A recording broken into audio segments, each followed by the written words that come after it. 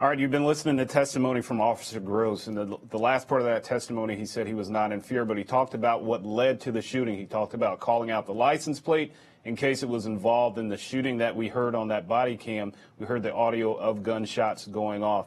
Joining me via Skype from Texas is Tiffinni Young. She's been in the courthouse there covering this Roy Oliver case for us exclusively here on the Law and Crime Network.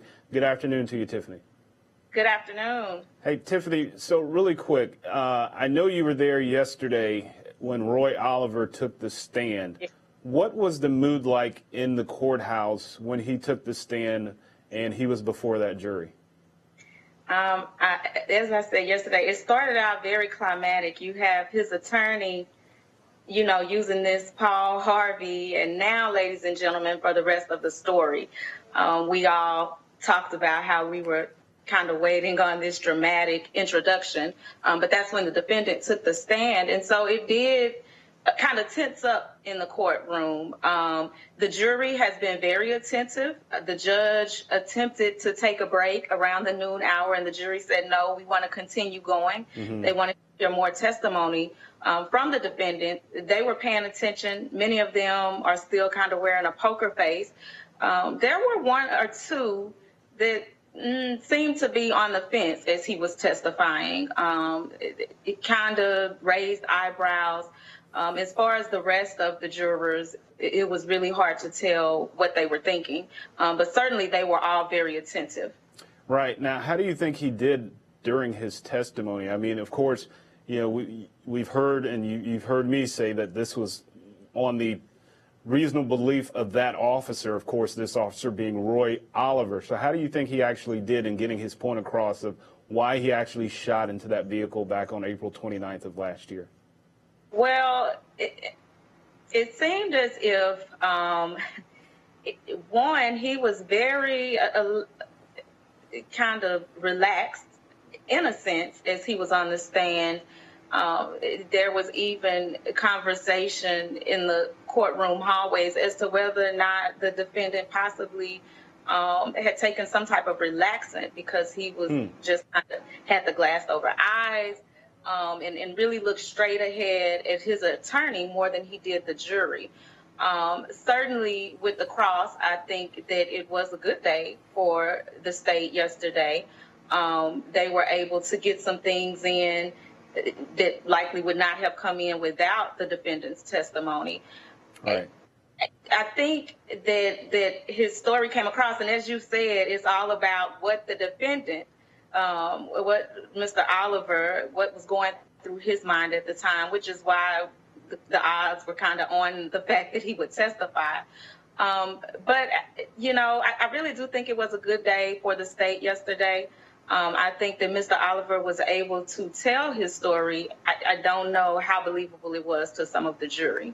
Right. So, it's always about officer articulation. That's what it's called usually when you're talking about these shootings. Can you articulate why you use deadly force? It's interesting you said he didn't really engage the jury as much as you would think he would, because he's, of course, on trial for murder. What about the testimony when the two sisters, I believe, were testifying about how they encountered Roy Oliver while he was off duty, not in any uniform, and he pulls his gun on them? What were their facial expressions like during that testimony?